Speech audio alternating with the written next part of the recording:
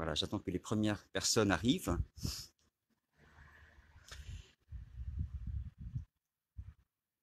Bonjour aux premiers venus. Donc, nous sommes en direct ce dimanche après-midi depuis Malesherbes, devant l'atelier musée de l'imprimerie. Et nous sommes en compagnie de Jean-Paul Maury. Jean-Paul Maury, qui est l'un des principaux imprimeurs de France. Vous éditez la plupart des hebdomadaires, de Paris Match au 1. Vous éditez des dictionnaires, des catalogues publicitaires, de la poésie. Et c'est grâce à vous que ce musée, Atelier Musée de l'Imprimerie, voit le jour et a ouvert le 28 septembre. Alors, on est en direct sur BFM, que j'appelle la Brigade France Management. Et il y a un certain nombre de gens qui nous suivent déjà en direct. Et je vais vous demander on va rentrer dans ce musée, encore une fois, qui voit le jour grâce à vous. Et on ne va pas y passer tout l'après-midi, mais vous allez nous dire et nous montrer, à votre avis, les 4 principales raisons. Il y en a plein d'autres, mais les 4 principales raisons pour lesquelles il faut absolument visiter ce musée. Oui, D'accord? bonjour, bonjour à vous tous. Je vais vous expliquer ça. On y va. Ok. Bon, c'est par là. Enfin, Mais c'est trop froid, monsieur le ministre. On s'est déjà vu. Non, oui, vous parlez. Hier. Oui, si. Bon.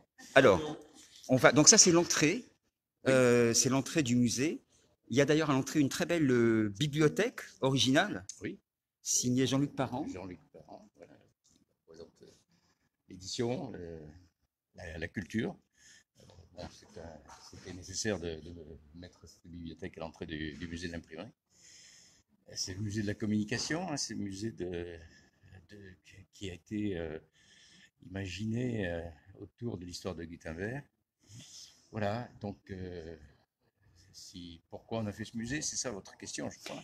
Oui, Donc, c'est-à-dire, votre père était imprimeur. Vous avez repris cette petite entreprise familiale au départ à Millau, oui. et toute votre vie a été dans l'imprimerie. Pourquoi avoir voulu léguer finalement cet atelier musée de l'imprimerie? Est-ce que l'imprimerie vaut un musée déjà? Oh, sans nul doute. Enfin, je l'espère, surtout que les gens qui y visitent sont assez heureux de leur visite et reviennent en plus. Donc, c'est ce qui est quand même très important. Non, je suis issu, moi, ma saga familiale est importante. Je représente la 3e génération d'imprimeurs dans ma famille. J'ai repris une affaire familiale de petite dimension et puis on m'a fait grandir. Alors d'aujourd'hui, on a une position sur le plan national assez importante en tant qu'imprimeur. Pourquoi je me suis occupé de ce musée? Parce que mon métier m'a beaucoup apporté. Je lui devais quelque chose en retour. Mhm. Et je pense que ce musée permet d'avoir une transmission des connaissances à des jeunes, à des gens qui ne connaissent pas l'imprimerie, de venir un petit peu rêver sur ce beau métier qui consiste essentiellement à diffuser la pensée, à éduquer les populations. Alors donc quand Gutenberg, avec ses 28 soldats de plomb, a inventé l'imprimerie, il a amené une révolution formidable et surtout un développement culturel à travers le monde entier. Et ça, c'est vraiment quelque chose qu'il fallait raconter. Et puis, tout le génie humain est arrivé, la mécanisation a permis de la diminution des coûts, l'accession à la connaissance. C'est toute cette histoire qui est racontée dans ce musée. Alors, on va rentrer maintenant dans le musée. Oui. Peut-être une suggestion, peut-être. Vous disiez l'imprimerie facilite la diffusion de la pensée, mais c'est aussi un métier manuel. Et si on commençait par l'endroit dans le musée où on voit comment se fabrique le papier? Si vous voulez.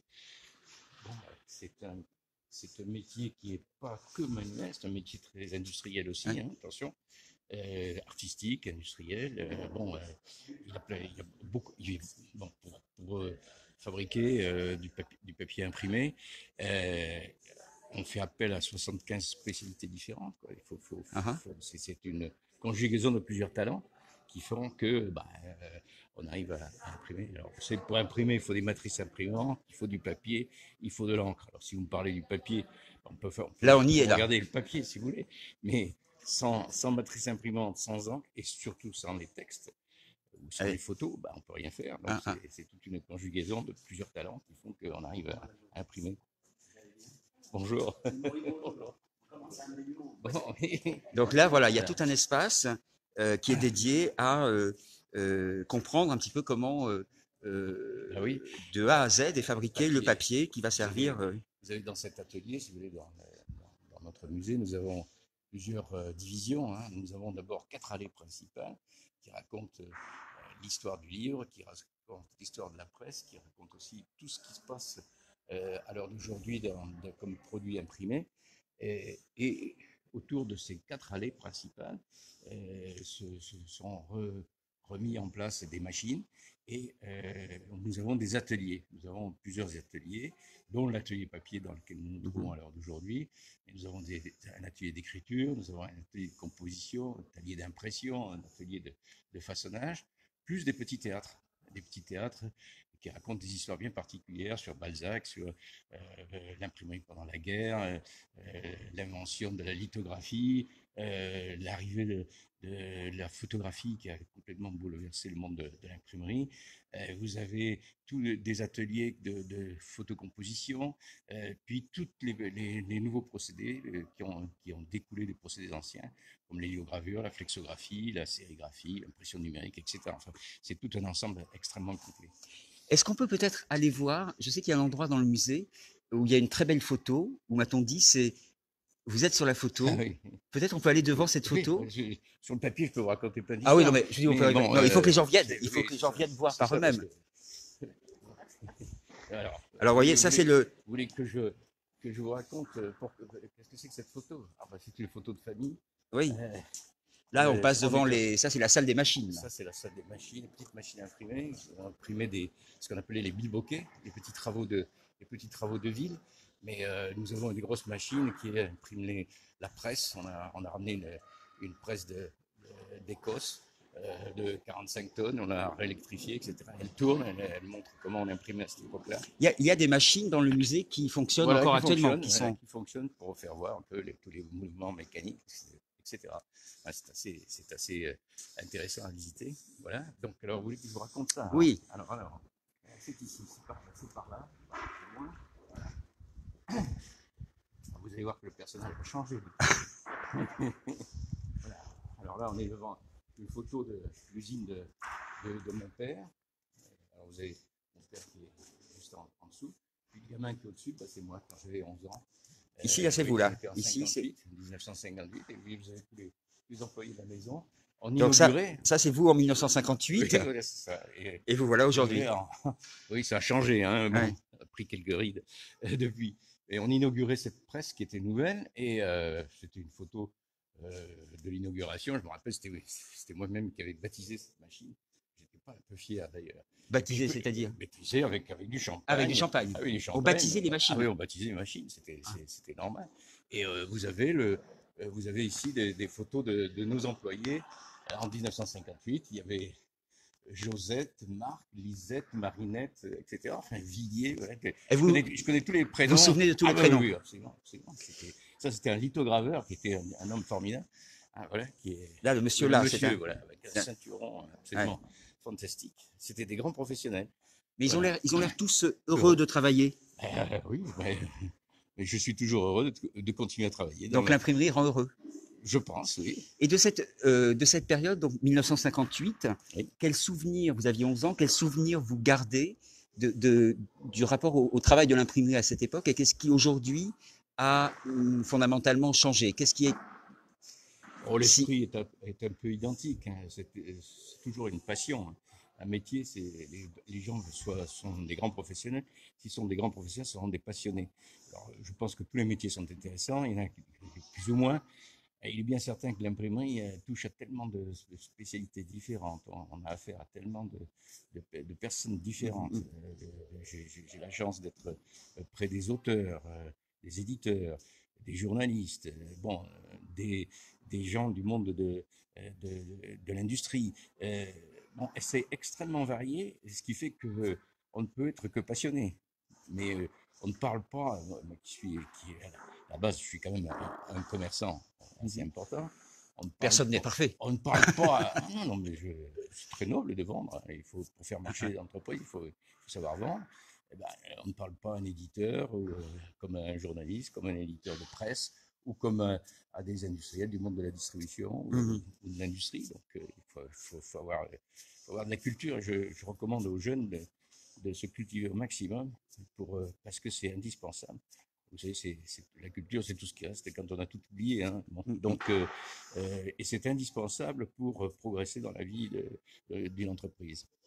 Alors, Jean-Paul Marty, merci pour cette visite guidée. Voilà. Si on devait la terminer, est-ce qu'il y a un endroit dans ce musée qui vous tiendrait particulièrement à cœur et sur lequel vous auriez envie de terminer cette petite visite guidée aujourd'hui?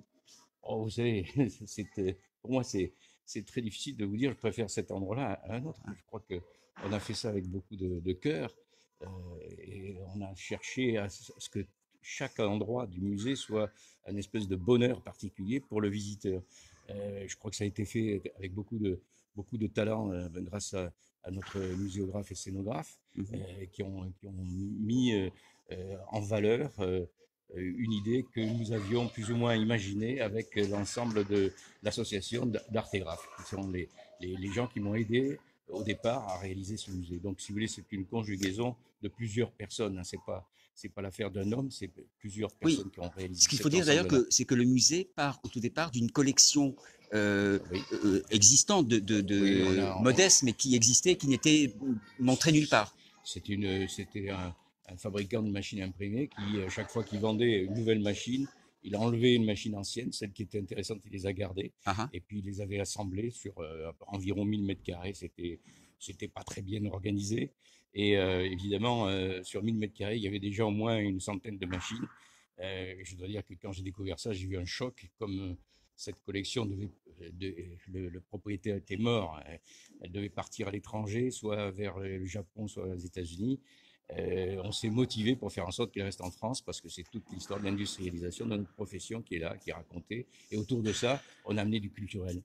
Oui, parce qu'il n'y a pas que les machines, il y a des livres, il y a des imprimés, il y a maintenant une programmation culturelle. On vient d'entendre tout ce qui est fabriqué grâce à ces machines-là. Ouais, les machines en soi, c'est bon, c'est intéressant, bien sûr, mais c'est surtout les produits à quoi elles ont servi et qu'est-ce qu'on fait à l'heure d'aujourd'hui avec d'autres machines plus modernes. Parce que c'est pas un musée qui est basé que sur le passé, c'est un musée qui est ouvert sur l'avenir, ce qui est important. Ce qui est très beau d'ailleurs, et on peut terminer là-dessus, c'est j'ai eu l'occasion de voir à certains moments des jeunes, des scolaires visiter le musée.